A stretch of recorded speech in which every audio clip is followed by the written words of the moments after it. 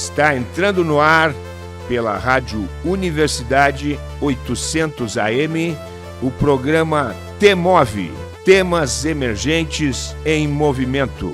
O que te move? Boa noite. Está começando mais um T-Move, Temas Emergentes em Movimento. Boa noite. Eu sou a Maria Aparecida Zolim, pedagoga da Coordenadoria de Tecnologia Educacional da UFSM, e junto com o professor Clayton Hillig apresentaremos o programa de hoje, direto dos estúdios da Rádio Universidade 800 AM. O programa T-Move, Temas Emergentes em Movimento, é um projeto da Coordenadoria de Tecnologia Educacional, vinculada à Pró-Reitoria de Graduação da Universidade Federal de Santa Maria.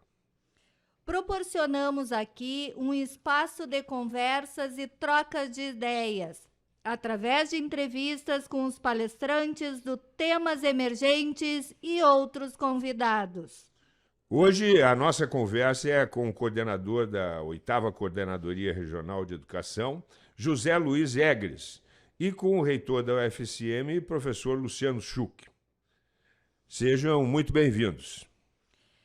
Para dar início ao nosso programa de hoje, nós temos uma pergunta que é feita a todos os convidados em todos os programas, que é o que dá o título do nosso programa. Professor José Luiz, o que te move? Olha, primeiro quero fazer uma saudação ao magnífico reitor, professor Luciano Schuch, a professora Maria Aparecida, o professor Clayton, que nos dão essa oportunidade de participar desse programa do T-Move, né? Eu acho que são algumas coisas que movem, né? Principalmente o professor. Mas o que, de fato, eu acho que é a construção, né? Por meio da educação, da formação dos nossos estudantes, a construção de uma sociedade melhor, mais justa, mais saudável, mais sustentável, né? Com direitos assegurados, enfim, né? Eu acho que isso é o que move e que deve mover todo o profissional. E é isso que eu tenho como objetivo de vida e de profissão. Professor José Luiz, nós gostamos de fazer uma pergunta difícil sempre no início. Como o José Luiz define José Luiz? Olha, na verdade a minha história, para definir quem é José Luiz, eu sou filho de uma professora normalista, né, formada pela Escola Santa Teresa lá de Santana do Livramento, e o meu pai foi representante comercial e pequeno pecuarista aqui do município de Mata. Minha mãe veio transferida de lá na década de 50, no ano de 55, contou meu pai, e originaram a nossa família. Então eu convivo desde muita da tenra idade com professores, irmã professora, as minhas tias professoras, né? E a minha história, depois eu acabei casando novo, trabalhei na iniciativa privada, mas sempre tive os olhos voltados para esta questão de um processo de liderança, e que o professor tem esse perfil também, né? Então eu já na minha vida de estudante eu participei dos movimentos estudantis, fui presidente de Grêmio Estudantil, sempre com uma atividade no sentido da liderança e da organização dos espaços aonde eu circundava, né? E eu convivia. E acabei, depois de um determinado período, tendo a oportunidade de participar na gestão municipal como secretário de município, e a partir dali acabei concorrendo à Câmara de Vereadores do meu município por 4 mandatos, sempre com a votação aumentada, chegando a ultrapassar os 10% da votação do município, do modo geral, né? Então, eu me defino como esse cara que sou insatisfeito com algumas coisas que estão postas e que ando sempre correndo atrás de algo novo, diferente, e sempre trabalhando com perspectivas de coletivo. Então, e hoje estou aqui nesse desafio da coordenadoria já há 8 anos, no primeiro momento como coordenador do setor de RH e posteriormente como coordenador regional já na segunda gestão. Acho que esse também é uma atividade importante, né, de destaque regional. Eu digo sempre para o meu pessoal que nós temos uma grande responsabilidade com uma região, são 23 municípios, 30 mil alunos, 2.700 professores, 800 servidores, e que eu, às vezes, até disse outro dia que eu até não esperava que eu tivesse chegado aqui numa posição de destaque regional, tendo toda essa responsabilidade. Me sinto feliz, alegre e quero continuar ainda assim nessa caminhada, sempre buscando melhores perspectivas e oportunidades, né, dentro desse mesmo espírito. Nós estamos contando também com a presença do professor Jerônimo Tibuchi, pró-reitor de graduação, e hoje ele vai participar conosco como comentarista, entrevistador, junto comigo e com o Clayton. Professor Luciano, como o senhor já esteve no programa e já respondeu a pergunta do que te move, então eu pergunto ao contrário. O que não te move? Quais as situações assim que te indignam, que assim tu tenta te afastar? É uma pergunta difícil, mas inicialmente tem que cumprimentar aqui o nosso companheiro de debate aqui, o professor José Luiz, coordenador da 8ª CREA, o professor Jerônimo Tibuchi, agora o nosso pró-reitor da graduação, o professor Clayton Higley, um grande companheiro de gestão que a gente estava comentando. Saudade do professor Clayton junto à gestão, com essa liderança política e técnica que a gente tem na universidade. E Maria Aparecida, a professora Maria Aparecida, que também tem contribuído muito para a gente. O que não me move é talvez a falta de compreensão das pessoas. De enxergar no outro essa questão da empatia, de falta de compreensão que a gente tem que enxergar o todo, às vezes em detrimento daquele interesse pessoal, que o interesse público tem que estar acima do pessoal. E muitas vezes nos cargos da gestão, né, professor Jornalismo, muitas vezes o interesse pessoal fica acima e a gente começa a criar, às vezes, nichos dentro da nossa própria instituição, de pessoas que não dialogam com outros, são ilhas dentro da própria instituição. E a universidade e a educação, ela é feita do compartilhado, da multidisciplinaridade, da interdisciplinaridade. Então, isso não me move. Isso não me estimula. Então, o que a gente precisa cada vez mais é que as pessoas consigam enxergar o todo e o nosso papel. Esse papel nosso como gestor, um servidor público da educação, que tem que pensar que o nosso grande objetivo de estarmos aqui é para colaborar com esse processo da formação do cidadão, formação técnica e política desse nosso cidadão. Isso é o que me move. E essa falta de compreensão que a gente tem muitas vezes, que dificulta o nosso dia a dia, é talvez o que eu gosto de estar longe, mas faz parte do ser humano. Muito bem. Professor José Luiz, quais são os principais projetos para as escolas de abrangência da 8ª Coordenadoria de Educação? Olha, nós temos... são muitos os projetos, né, que a gente tem implementado. Mas nesse momento, é um momento de retomada, de um momento de parada, né, pelo menos das atividades presenciais, né? E eu tenho dito também que parar foi mais fácil do que retomar, mesmo que no ato seguinte, a parada em decorrência da pandemia, lá no ano de 2020, nós tenhamos até uma certa negação, né, de uma nova forma de trabalhar à distância, enfim, por parte de alunos e de professores, dentro dessa perspectiva de aulas à distância, online, seja agora evoluído para o modelo híbrido, né? E agora esse período de retorno. Nós estamos focando muito, né, no projeto que nós denominamos de Aprende Mais, que é um projeto que buscou também alterar a matriz curricular das nossas escolas, dando foco no português e na matemática.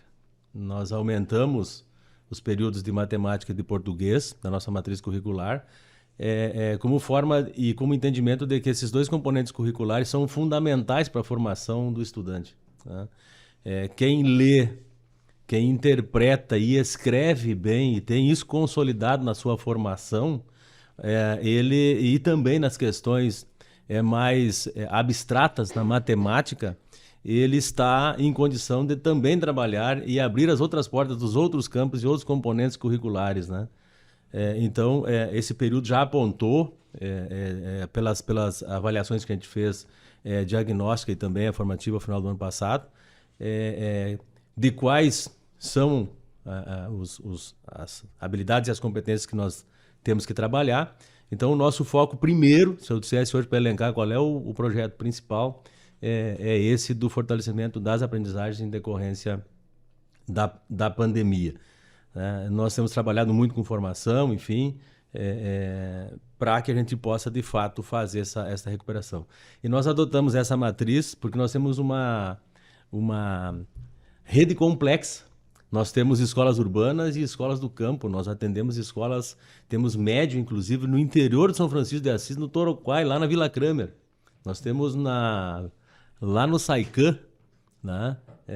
Na capela do Saicã, temos escolas lá. Então, nós temos uma dificuldade muito grande de repente, ter feito um projeto de contraturno. E como nós trabalhamos em rede, nós tínhamos que focar de alguma forma para dar essa oportunidade. Então, a gente focou e tem focado no Aprende Mais nessa perspectiva. Dentre outros projetos, né, de modernização e de atualização das ferramentas tecnológicas como meio, né, nós implementamos todo um processo de entrega e de letramento, de entrega de Chromebooks e de letramento digital para evoluir nessa questão do Google for Education, que é a plataforma do Google Sala de Aula, né? E agora estamos fazendo todo esse trabalho também com os alunos. Estamos entregando kits também de Chromebooks. Nós já entregamos mais de 4.000 aparelhos, né, na rede, dando esse foco para dar oportunidade também de modernizar, de formar o professor, de atualizar, né, para aquilo que a sociedade hoje exige. Mas entendendo sempre que nós, os professores, somos indispensáveis. A tecnologia é a ferramenta. Sem o professor não funciona, não tem aula. A aula ela é relacional, ela precisa da relação, ela precisa do professor, ela precisa do aluno, né? Então é nessa troca que acontece. Mas obviamente que as tecnologias elas são fundamentais para mediar esse processo. Então o Aprende Mais é o nosso grande projeto desse momento. Muito bem. Professor Luciano, a UFSM ela tem ações, projetos de aproximação com a educação básica? Sim, esse é talvez um grande desafio nosso na gestão. E eu, professor Jerônimo, nosso grande especialista nesse tema também. E dá para dizer do nosso projeto Rede Básica, Universidade em Rede Básica. É um projeto que a gente tem discutido já com o José Liz, dessa interação nossa com as coordenadorias regionais de educação, para que a gente consiga ter um material que vai complementar o trabalho feito nas escolas através do material digital, ou seja, através de um programa de TV, um programa de rádio, como gravações de podcast, com material também para desenvolver atividades, um projeto financiado pelo Ministério da Educação, um projeto piloto na nossa universidade, trabalhando aqui com as escolas, para depois, no futuro, esse material estar disponível também para o Brasil inteiro, de complementação, muito parecido com o professor José Luiz falou, que o ensino ele é feito pelo professor, ele é presencial, mas ele é mediado e muitas vezes auxiliado pelas tecnologias. E quando a gente consegue, né, com essas escolas que estão mais no interior, eles têm acesso através da rádio, do material complementar, de um programa onde o professor da rede básica, junto com os nossos professores, nossos técnicos, consigam interagir, desenvolver todo um material que vai ser feito em conjunto para poder melhorar essa qualificação dos professores, da sala de aula. Esse é um grande avanço que a gente tem desse projeto que está sendo desenvolvido, que está sendo construído pela universidade, junto com todos esses parceiros, que são realmente parceiros, que o protagonismo é do professor nesse projeto, que a gente vai ter, então, são basicamente 3 linhas que vão acontecer nessa formação, de ter um repositório para colocar esse material digital para poder acessado por todos os professores, vão ser desenvolvido, ter os nossos detetives do saber, né, se eu não me engano, detetives do saber, que vai ser o programa de TV, que vai fazer essa interação, trabalhando pela multidisciplinaridade. Então a gente vai instigar o aluno a buscar esse conhecimento com todo o material de apoio, e mais a questão também de termos a questão dos podcasts, toda a gravação também que vai ter, que é tanto para a TV quanto para a rádio. Então, o material está sendo feito a muitas mãos. E esse vai ser talvez um dos grandes canais de interação, tirando os outros que a gente já tem, como projetos como ProLicem, ProBi, programas que nossos alunos já vão fazer estágio nas escolas, e o próprio estágio das licenciaturas que acontecem em parceria com as escolas, e diversos projetos de pesquisa. E sempre o nosso grande lema da gestão é nós com a sociedade.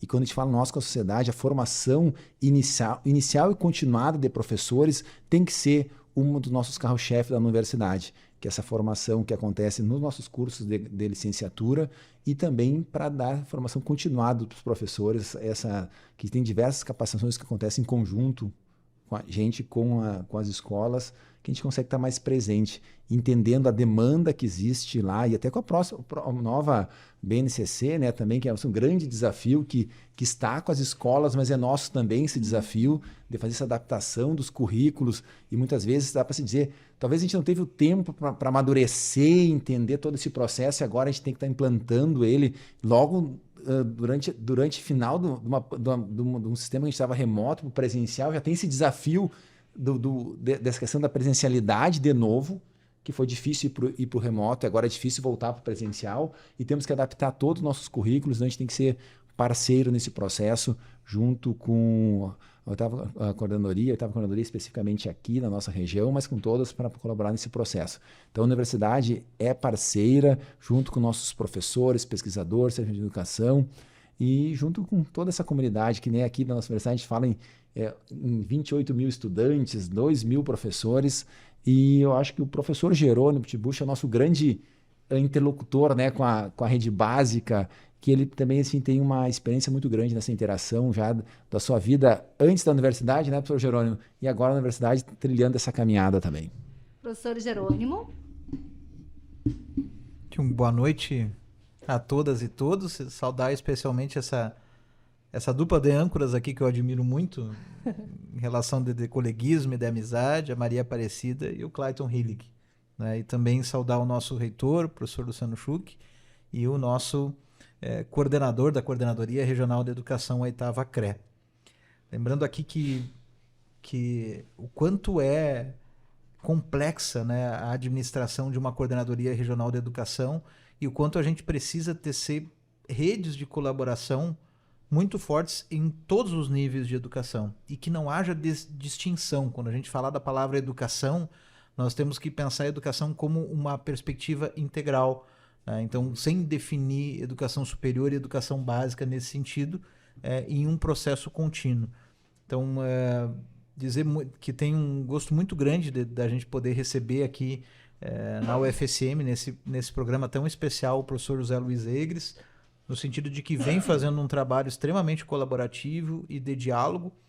E a gente fez agora, há pouco tempo atrás, há uma semana atrás, um encontro histórico, né, envolvendo 3 coordenadorias regionais de educação com a UFSM, onde, conforme dizia o professor Luciano, o nosso objetivo era ouvir, né, as coordenadorias regionais de educação no sentido de quais são as suas demandas. A nossa proximidade com a educação básica, que vai desde o residência pedagógica, do programa de iniciação à docência, do PIBID, do ProLicem, de todos esses programas, ela é só um grãozinho de areia perto do que a gente pode fazer, no sentido de colaborar, de ouvir realmente, né, a estrutura do chão da escola, das estruturas que são desenvolvidas na escola e o que nós podemos contribuir a partir da experiência, né, que são os profissionais da rede básica de educação. Então, esse projeto junto ao Ministério da Educação, ele vem sendo um projeto no sentido de que a gente possa realmente, a partir das demandas, e falei para o professor José Luiz Egres, vocês são os protagonistas desse projeto, no sentido de nos trazerem as demandas em relação à complementação, e que as tecnologias educacionais em rede podem ser complementares a esse processo. Elas complementarem realmente esse aprendizado com ambientes virtuais de ensino-aprendizagem, com auxílio na capacitação de docentes e a partir de uma conversação contínua. Então, na semana passada, a gente recebeu o coordenador de educação básica da SEB, da Secretaria de Educação Básica, o coordenador específico de formação de professores da educação básica, para ter uma conversa conosco, né, e encantado realmente com as possibilidades que nós temos. E digo, professor José Luiz, o que ele mais ficou encantado foi a mobilização de você ter nos recebido na sua casa, na Coordenadoria Regional de Educação, com os outros coordenadores, né, e a gente poder ter conversado de uma forma tão atenciosa, ouvindo essas realidades. E nesse sentido, né, perguntar para o professor José Luiz Egres, né, que nós temos um desafio muito grande, né, que é pensar um ensino médio que se conecte de uma forma natural O professor Luciano Schuch sempre falou isso, né? De uma forma não artificializada com o ensino superior, mas que venha de um carregamento de um percurso formativo. E é justamente o novo ensino médio, ressalvadas as possíveis críticas que se possa fazer a esse novo ensino médio, que trabalha com percursos formativos, né? Como está sendo esse desafio para a 8ª Coordenadoria Regional de Educação, no que tange a esse trabalho do novo ensino médio, e como a gente pode construir juntos, né, uma conexão desse aluno que conclui o ensino médio, mas que encontra no seu percurso formativo ou um curso técnico junto à Universidade Federal de Santa Maria ou um curso superior. Como está sendo essa vivência e quais são os planos aí da Coordenadoria Regional de Educação da nossa querida 8ª CREA? Muito bem, então quero saudar o professor Jerônimo, né, que tem sido nosso parceiro, e fazer um registro aqui também que nesse último período a gente tem tido uma receptividade muito boa e um diálogo franco, aberto, proporcionado pelo professor Luciano também, é claro, e também coordenado aqui pelo professor Jerônimo. Então nós temos tido conversas tranquilas, abertas, francas, no sentido de que todo esse trabalho que a universidade faz, dentro dos programas que a universidade faz e tem essa relação de parceria com a rede básica, nesse caso com a 8ª Coordenadoria, com as escolas do Estado, que a gente possa ter, de fato, esse feedback, né, daquilo que acontece dentro das escolas. Em algum tempo nós tínhamos dificuldade de fazer, de ter esse feedback, esse retorno, porque acho que todo esse trabalho que a universidade faz com excelência dentro das escolas, também nessa relação de formação dos seus acadêmicos, dos professores, é importante para nós, né? Que a gente possa também, com base naquele trabalho, naquela constatação, seja dos trabalhos de estágios como em trabalho de pesquisa, que sirva de norte e orientador para a nossa rede. A gente quer receber tudo isso, e nesse sentido a gente vinha trabalhando, e agora a gente encontrou com muita tranquilidade e muita receptividade a partir desse último momento, esse trabalho, né? Então, de fato, nós estamos vivendo um momento de retomada das atividades escolares, um momento, eu diria até que de uma euforia de parcerias que tem surgido, e dentre elas essa parceria com a Universidade Federal aqui de Santa Maria. Nós temos algumas ações já implementadas. Eu fiquei muito grato de poder ter recebido e recepcionado o professor do Ministério lá, do MEC, ter recepcionado a universidade e também as 2 coordenadorias de Palmeiras e de Cachoeira do Sul, naquele encontro histórico na 8ª Coordenadoria, que eu tenho certeza absoluta que dali sairão muitas ações, né? Dentre elas, obviamente, que é o Rede Básica, que nós já estamos trabalhando e que, obviamente, vai oferecer conteúdos, né, de aprendizagem para os nossos alunos, veiculados pelas mídias de TV, rádio, né, podcast, enfim, e que vai sim, professor Luciano, alcançar aqueles alunos e aquelas escolas mais distantes que às vezes nós temos dificuldade. As metodologias ativas estão aí para a gente antecipar determinadas ações, determinados projetos de aula, né, e que eles têm que ter fontes para irem beber, para irem poder também antecipar da aula formal do professor nos conteúdos da sala de aula invertida. Então, uma infinidade de proposições e propostas que podem surgir a partir de ações como essa. E, de fato, eu também comungo da mesma teoria do professor Jerônimo, que eu concordo, acho que todos aqui dessa mesa, de que a educação ela é uma só. Eu tenho dito isso várias vezes, independentemente do nível em que seja a educação municipal, seja a fundamental, a média ou o superior, nós temos que estar, assim, bem sintonizados e bem integrados nessa ação, né? E com relação à questão do ensino médio, de fato, nós tivemos 10 escolas piloto, que nós implementamos, né, os itinerários formativos. Esse ano nós demos uma mexida, né, no processo enquanto rede. Nós temos, então, o primeiro ano sendo implementado com projeto de vida, mundo do trabalho, né, nas escolas, e a questão da cultura digital, né, dentro da parte flexível do currículo, né, e a partir, então, do final desse ano, do primeiro ano dessa matriz, o aluno vai, então, fazer a escolha dos itinerários. Nós estamos ainda fazendo a discussão. Nós fizemos uma grande discussão e abrimos uma consulta pública, e esses dados foram compilados, enfim, professores da rede foram selecionados para trabalhar, e resultou dentro das 4 áreas de ensino, né, que são definidas, 2 eixos em cada uma, e a partir dali, então, 24 itinerários na formação, fora os cursos técnicos, com mais 4 itinerários. Nós estamos agora nesta fase já com isso definido, e estamos fazendo um trabalho de conhecimento para a sociedade, para as escolas, um grande debate a gente está organizando em nível de Estado, inclusive na mídia, para dar conhecimento para a sociedade de como vai ser organizado esta engenharia dessa matriz curricular, e aí então dá a possibilidade de as escolas, dentre esses 24 itinerários formativos, fazerem as suas opções de acordo com cada realidade de escola. Mas para que a escola e a comunidade possa fazer essa escolha, é necessário que ela conheça e domine isso que sustenta, né, essa nova matriz e o novo ensino médio. E eu vejo com uma perspectiva muito boa, porque, na verdade, ele não é um ensino médio que ele vai preparar, ou seja, apenas para o técnico, ele vai dar a oportunidade desse aluno, né, de uma outra visão, de uma outra perspectiva, que possa entusiasmá-lo, né, que possa inspirá-lo também a seguir numa segunda caminhada à frente, que é o curso superior. Então, isso está no foco, está na nossa agenda de discussão, assim como a outra parte dos itinerários, né, por dentro das áreas de conhecimento. Também, se o aluno tem mais vocação para estudar a física, ele pode escolher, então, esse itinerário com uma carga horária maior lá no ensino médio da física.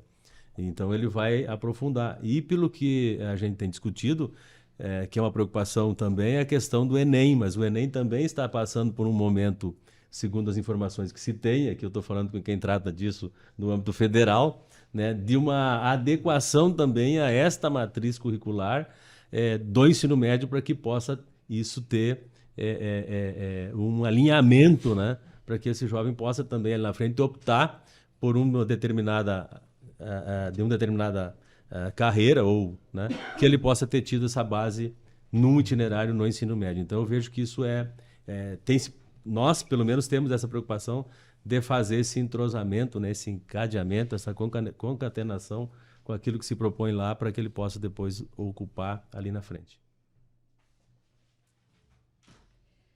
Bom, a conversa está ótima, mas nós vamos ter que interromper um pouquinho, vamos chamar o intervalo, mas já voltamos. Ouvintes, não saiam daí, já voltaremos.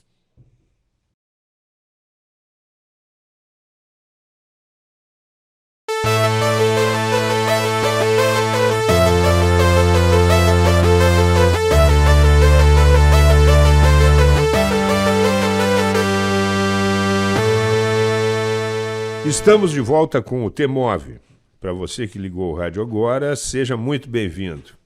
Você está ouvindo o programa TMOV pela Rádio Universidade 800 AM.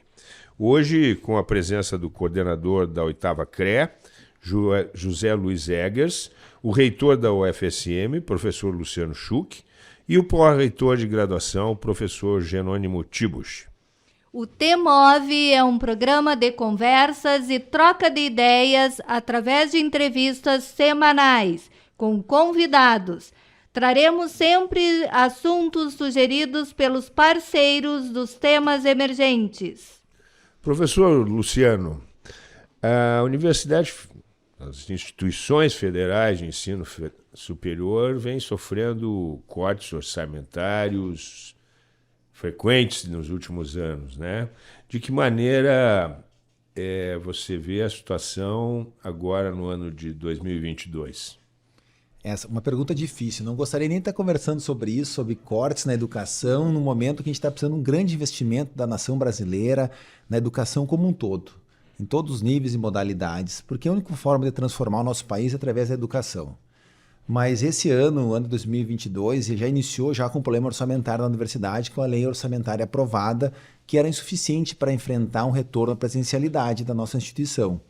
Para ter uma noção de ordem de grandeza, o orçamento desse ano, 124 milhões de reais, em 2022, Em 2019, o último ano presencial, foi 135 milhões. Então, da última presencialidade para agora, de 2019 a 2022, a gente já teve uma redução já considerável no recurso, que fez a gente ter que ajustar todos os nossos contratos, a forma de trabalho, e uma hora que a gente está precisando investir também em tecnologias, em limpezas de sala de aula.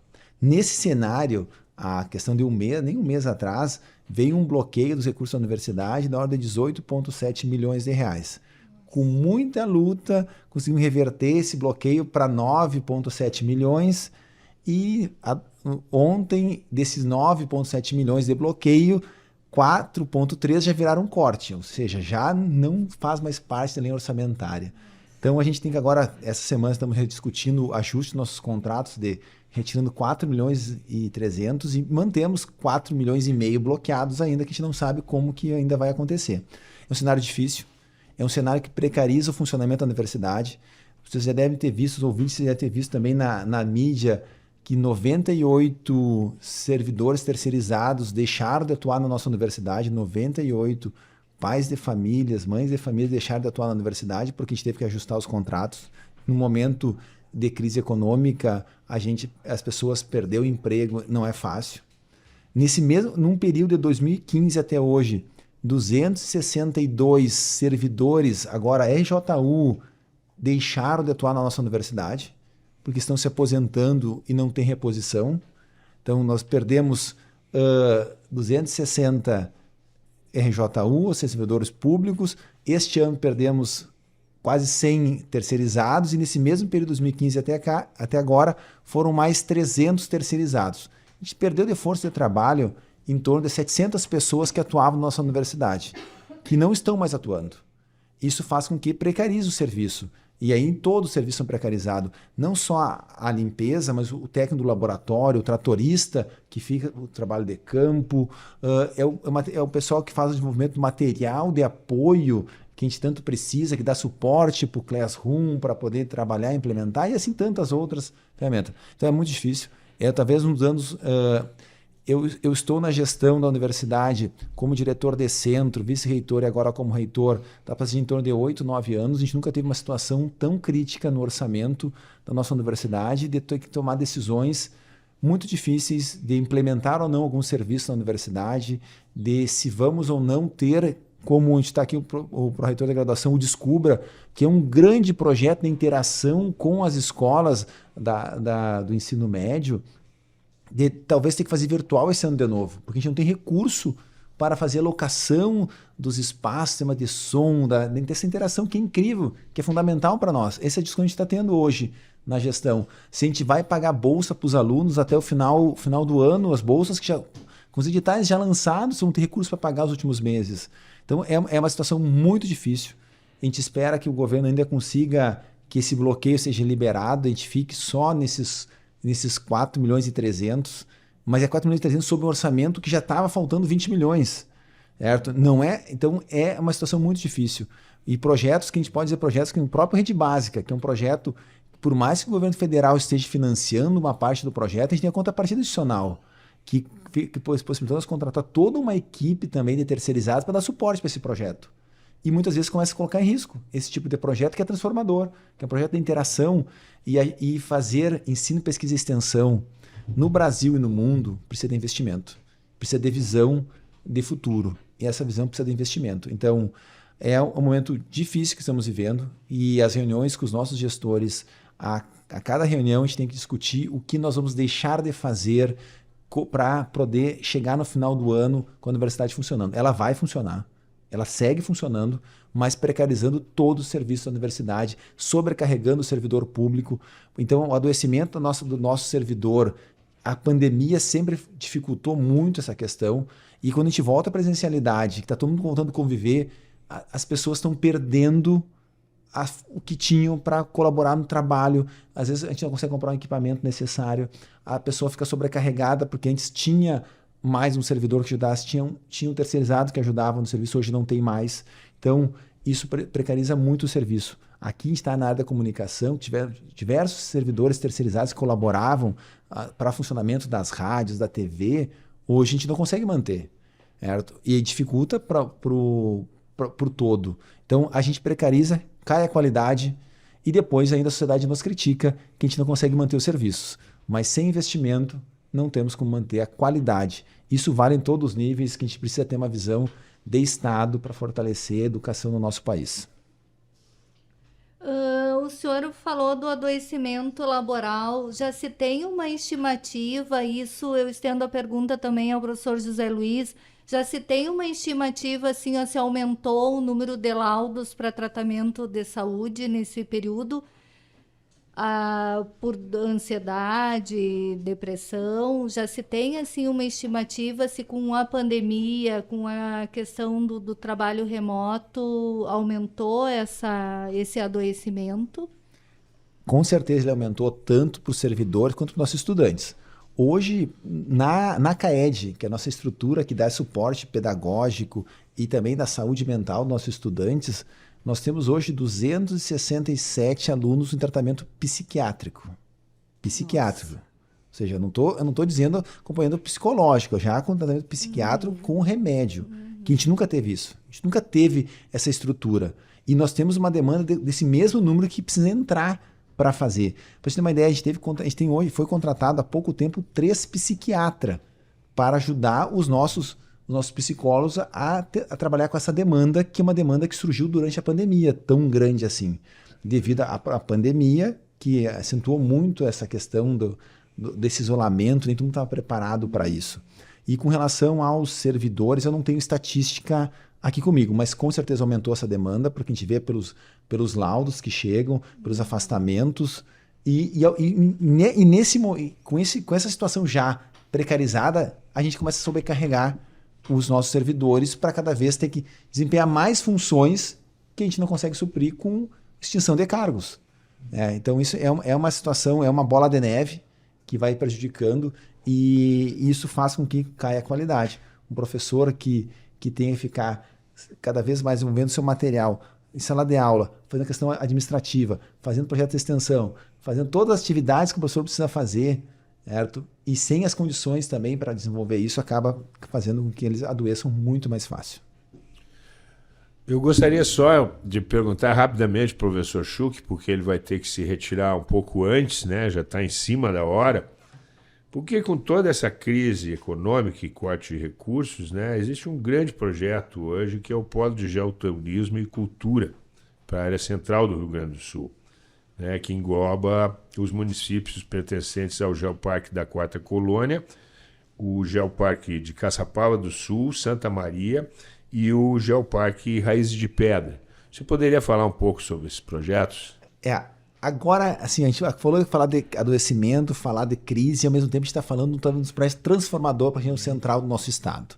Ou seja, a gente falar em geoturismo, a gente conseguir discutir uma indústria que cresce muito rápido, uma indústria sem chaminé, de nós pegar o potencial que cada uma das nossas cidades tem. A gente pode falar das grutas de Nova Esperança, a gente pode estar falando do vinho de Jaguari, que falasse Jaguari, Cachaça Santiago, a questão paleontológica que existe na Quarta Colônia e toda essa beleza natural que existe na nossa região e nós conectar todo mundo, certo? Conectar através dessa questão do turismo.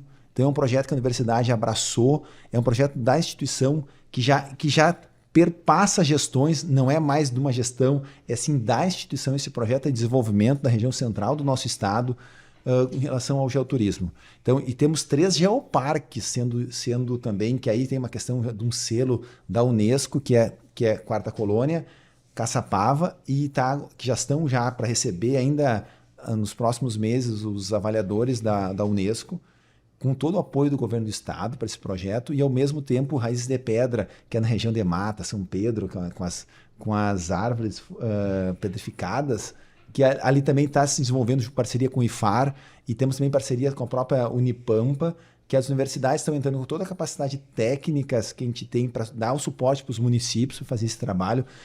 Na Quarta Colônia, por exemplo, a gente está fazendo o plano de desenvolvimento turístico dos novos municípios integrados, ou seja, é um plano de turismo que é feito pela universidade com as secretarias de turismo e desenvolvimento dos municípios, que ele é comum para todos. Então isso é uma grande conquista e estamos trazendo isso agora para a região central do estado.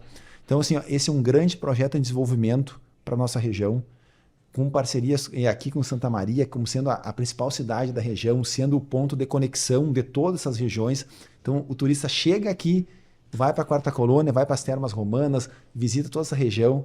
Quem sempre brinca, que a gente teve a possibilidade do empreendimento privado das termas, que foi feito aqui, mas esse turista não fica dentro da água quente 3, 4 dias, ele tem que ficar mais tempo, ele tem que ter onde ele faz para visitar uma festa de uma região, como a gente tem o Festival do Inverno, que ele vai poder ir lá, ele vai numa feira colonial que tem numa cidade, ele vai comprar um souvenir na outra. Então, esse é o grande projeto que está sendo desenvolvido para a Pró-Reitoria, a Frente Brasileira de Extensão, mas que envolve também todos os municípios da região central, que a gente está trabalhando muito forte.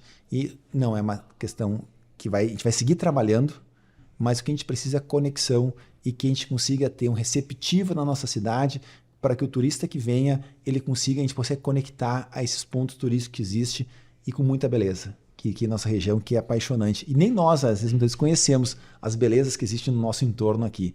Então, a gente tem que trazer esse turista para a nossa região e fazer com que ele consiga conhecer e ter a vivência da nossa região. Que ele consiga comer um risoto com bife milanês aqui na Quarta Colônia, e assim ele pode ir para todas as regiões, conhecer um pouco do Pampa em Caçapava, um pouco das regiões, cada o que tem de bom em cada região. Então esse é um grande projeto de desenvolvimento que a universidade, junto com a Unipampa, junto com o Instituto Federal Farroupilha, está desenvolvendo, dando suporte para os municípios para a gente poder fazer esse trabalho. Ai, que interessante, todo mundo sai ganhando. Professor José Luiz, voltando ainda nessa questão do adoecimento, existe essa estimativa no Estado, se aumentou o número de adoecimentos e se existe ações para que isso não aconteça? Porque a gente sabe que um dos fatores de adoecimento laboral é a desvalorização profissional. Então, existem ações do governo do Estado para a valorização da carreira docente? Com relação à questão da situação do adoecimento, principalmente nesse período pandêmico, nós temos sim, eu não tenho aqui em dados, porque não trouxe aqui comigo, mas a gente tem constatado de que aumentou, né, tanto no que diz respeito aos professores, servidores, né, e também nós temos uma situação também com alunos, né? Essa questão emocional, né, ela foi muito abalada, muito afetada, dado também todas as questões de trabalho, enfim, das jornadas que os nossos profissionais desempenham no seu cotidiano. Nós temos algumas ações no âmbito da Secretaria, nós temos o PROCER, que é um programa que trabalha com as questões de saúde dos servidores, né, de monitoramento e acompanhamento. Nós temos também profissionais que são via telemedicina, né, que foram colocados à disposição nesse momento e nesse período. E também temos uma plataforma que trata dessas questões com conteúdos informativos e de conhecimento para que se faça esse trabalho. Nós não temos um órgão específico no âmbito da coordenadoria, né? Assim talvez a universidade tenha, como o professor Chuck falou, mas a gente tem tido alguns cuidados nesse sentido.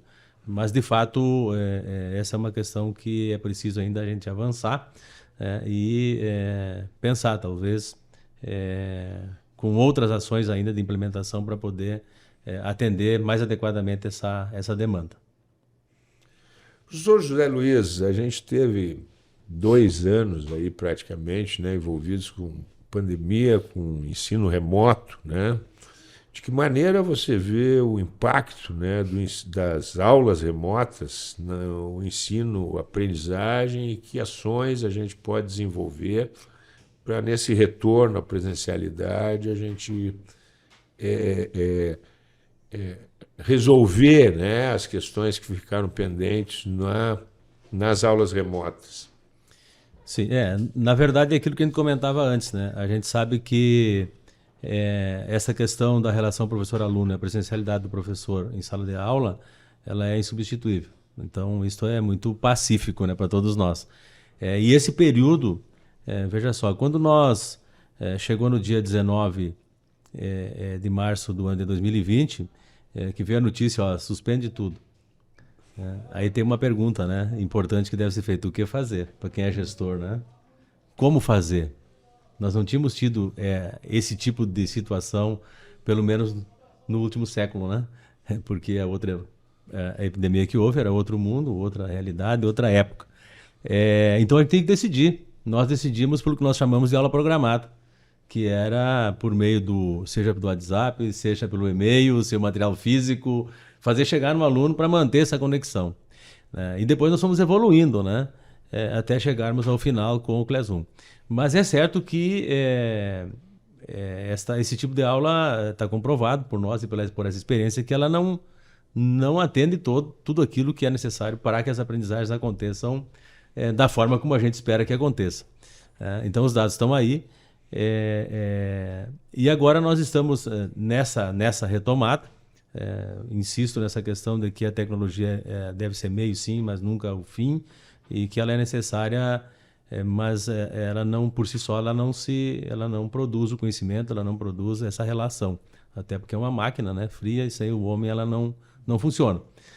E nós estamos com esse trabalho, nós fizemos a avaliação diagnóstica, nós temos o resultado desta avaliação diagnóstica, ela é feita de acordo com as habilidades e competências da BNCC, ela é linkada lá.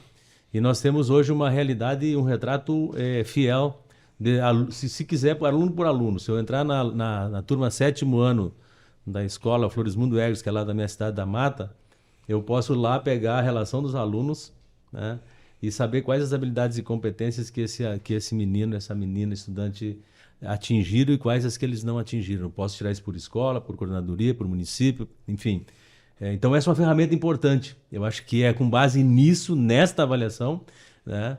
E tem que ser assim, porque para trabalhar na educação nós temos que trabalhar, obviamente, que de forma científica, e a avaliação ela nos traz esse indicativo científico de forma adequada, para dali então traçar, né, as alternativas de recuperação da aprendizagem. Com isso está servindo de base para o processo de formação que a gente tem feito na rede, por meio do Aprende Mais, que a Secretaria tem desenvolvido para trabalhar com os nossos professores, dando nessa dimensão e trazendo essa perspectiva de formação para que a gente também avance nesse processo pedagógico, trabalhando com as habilidades e as competências e se baseando nas avaliações, porque nós temos dificuldade nisso.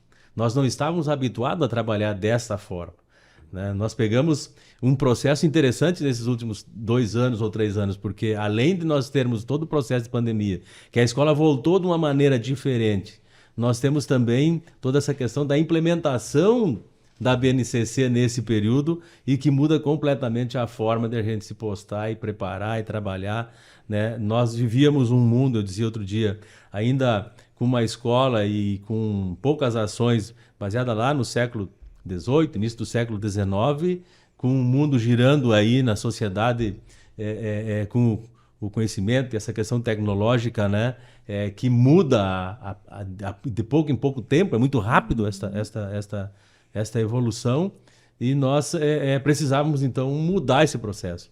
Então tudo isso veio aí nesse período. Então a gente está voltando para uma escola completamente diferente, a gente precisa atualizar.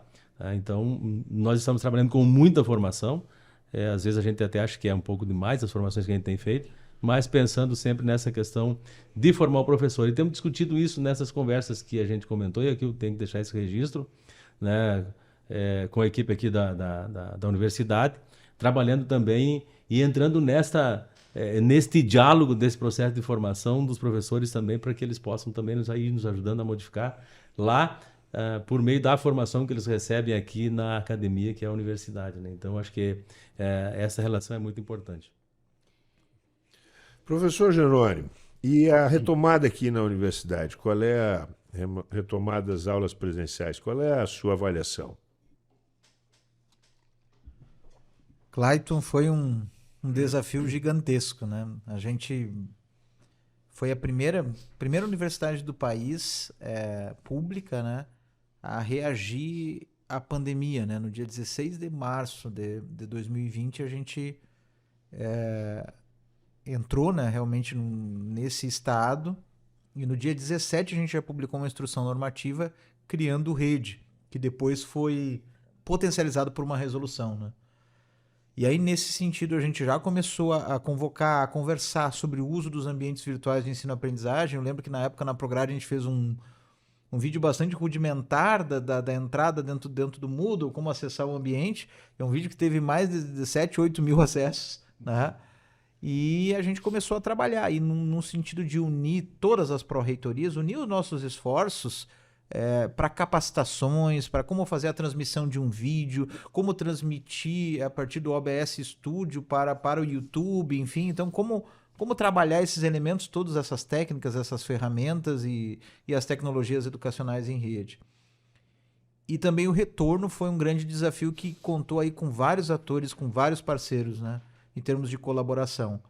O próprio COI, né, que é o nosso Centro para Operações em Educação e Saúde, as comissões de biossegurança setoriais, uma avaliação responsável realmente dos riscos, dos espaçamentos, ouvindo e respeitando a legislação. Então, muita troca de ideias, sempre respeitando os nossos órgãos democráticos, o Conselho de Ensino, Pesquisa e Extensão, muito debate. Eu lembro que para a formação da resolução do Rede, a gente teve aí mais de 60 páginas de sugestões para construir uma resolução.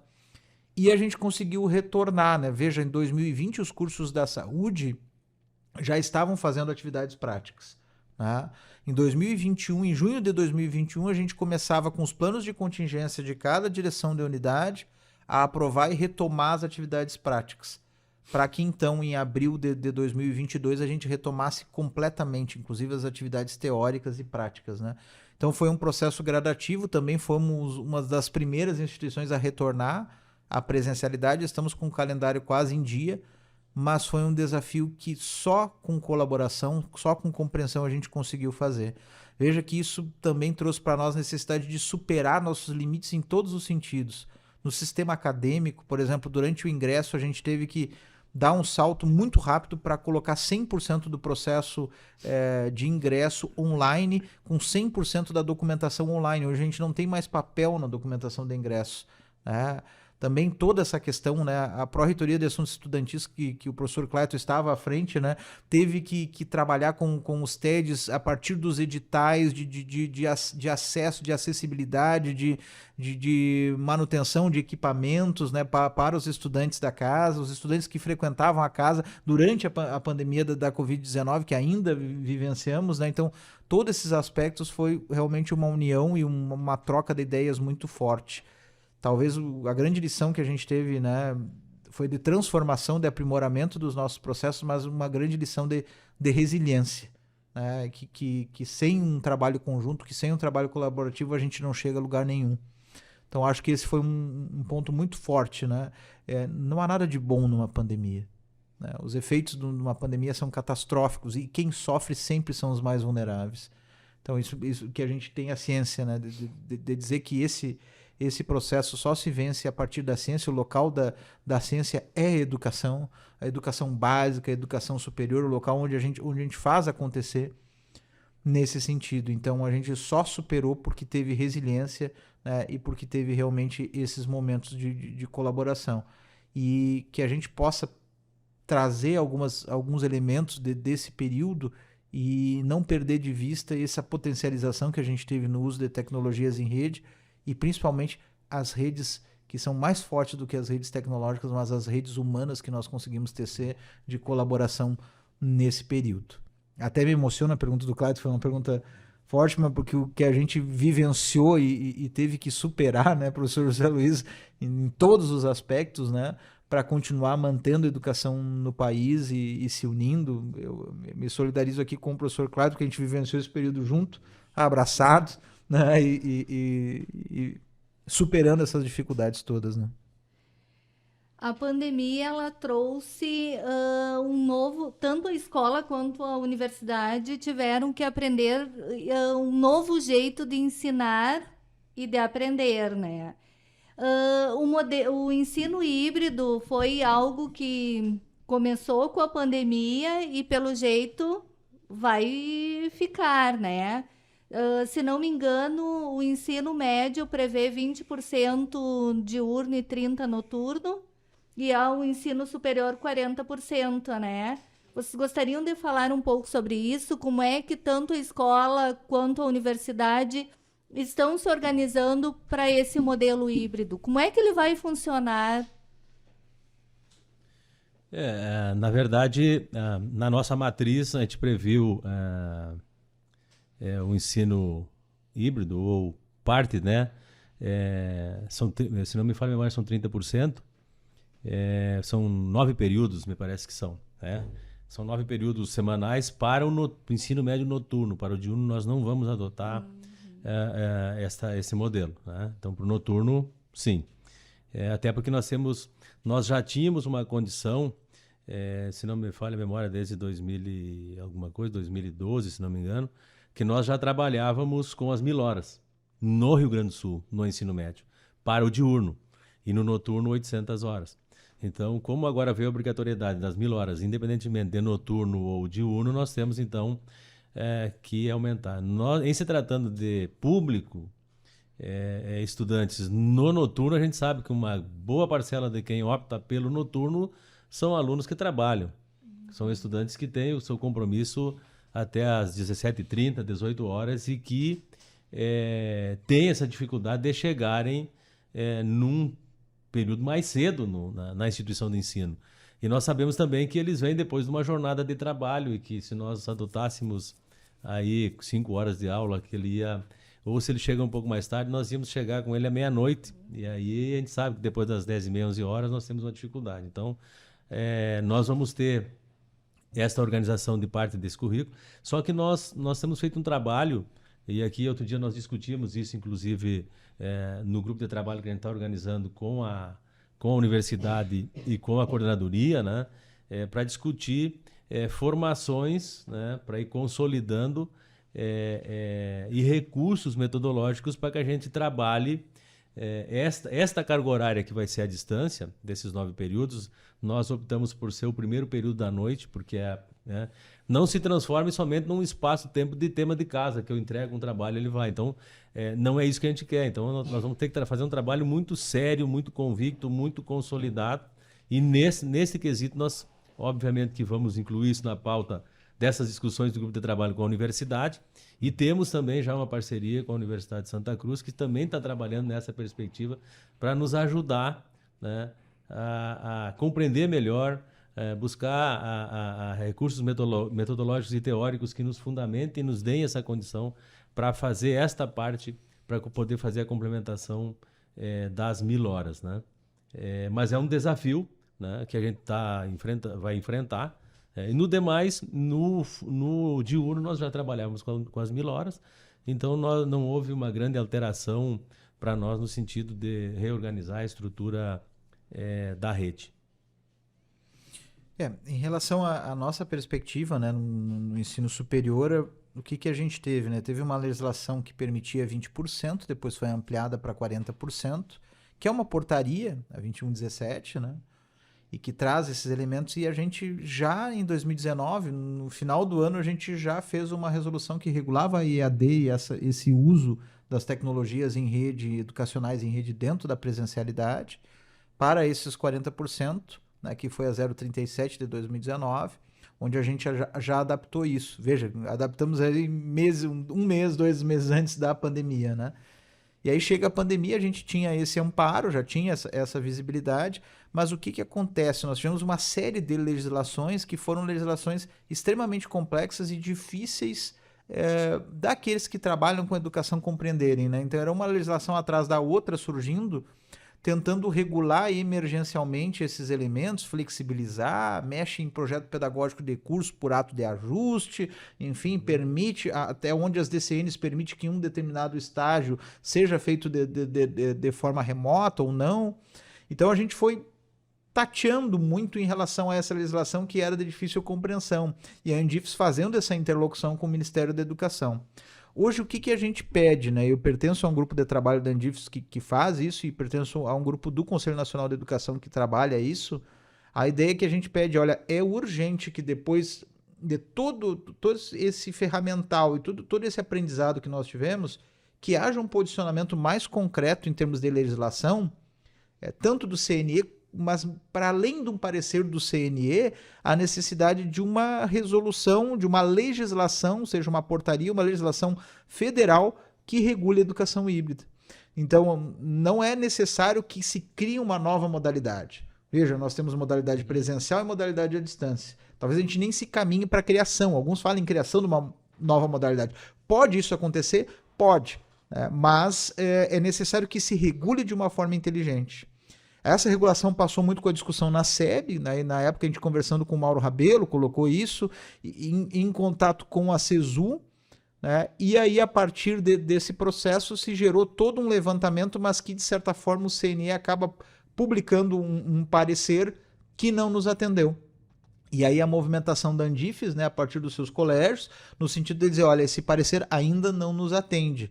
A própria Secretaria de Educação Básica diz, ainda não nos atende, é necessário a gente avançar para regular isso. É algo que a gente não pode mais deixar para depois, né? Regular essa perspectiva da educação híbrida. Quais são os limites, né? Quais os papéis? Como se dá o processo de ensino-aprendizagem? Como se dá o par, para além do par recursos e atividades, também promoção da interação e interatividade, né? O uso de tecnologias e regular isso tanto para a educação básica, né, quanto para o ensino superior, no sentido de educação como um todo, né? Mas trazer esses elementos, porque nós tivemos aí, eu digo, não há nenhum ganho na pandemia, mas nós tivemos todo um ferramental e toda uma discussão que não pode ser perdida, né? E que a gente precisa encarar realmente isso com seriedade para conseguir trabalhar futuramente com essa perspectiva da educação híbrida. Eu vejo também nessa... O professor formado em Direito, né? Tem todo esse domínio, né, da questão legal, enfim, da legislação, desse processo, dessa análise que ele faz. O que a gente tem feito, na verdade, eu vejo que o híbrido também, ele não é só essa questão do trabalho, e aqui talvez eu tenha me expressado anteriormente, de um momento, tempo dentro da matriz, mas como possibilidade, né? Porque eu posso também, no presencial, trabalhar, porque são recursos metodológicos que eu posso utilizar, né? Então, essas questões conceituais, que eu acho que tem que ficarem bem definidas ainda, né? Porque, para mim, o híbrido é um misturado, né? Na medida em que eu faço uso de um recurso tecnológico, mesmo numa aula presencial, como um vídeo ou uma interação com o professor da universidade entrando na minha sala de aula lá no ensino médio na Mata, por exemplo, numa aula, para mim isso é misturado, para mim isso é híbrido. Então o híbrido não só nessa questão conceitual, desta parte da distância, mas das possibilidades pedagógicas que nós podemos usar e como recurso fantástico de positivo, porque eu tenho acesso a em outros espaços, em outros ambientes, naquele espaço da minha sala de aula. Após a pandemia, né, com o exercício do rede pelos docentes da UFSM, o que a gente tem hoje é uma mistura do presencial com a plataforma Moodle utilizada para disponibilizar material, vídeos, material de apoio. Então, existe um misto, né, da presencialidade que não é o híbrido, é os dois juntos mesmo, né? O nosso tempo está encerrando. Gostaríamos muito de agradecer a participação do coordenador da 8ª CRE, José Luiz Egres, do reitor da UFSM, professor Luciano Schuch, que teve que se retirar 15 minutos por compromissos, e do pró-reitor de graduação, professor Jerônimo Tibus. O TEMOV vai ficando por aqui. Eu sou o professor Clayton Hillig e apresentei o programa de hoje juntamente com a pedagoga da Coordenadoria de Tecnologia Educacional, Maria Aparecida Azolim. Agradeço a presença do professor Jerônimo, do professor José Luiz, do professor Luciano Schuch. A produção do programa ficou a cargo da comunicadora social Luísa Peixoto, da diretora da CTE, Lisiane Miller, trabalhos técnicos de Giano Al e direção de rádio, Jonathan Ferreira. Estaremos de volta na próxima terça-feira, às 6 horas da tarde, falando sobre os temas emergentes em movimento, aqui pelos estúdios da Rádio Universidade 800 AM. Obrigada pela sua audiência. Até semana que vem.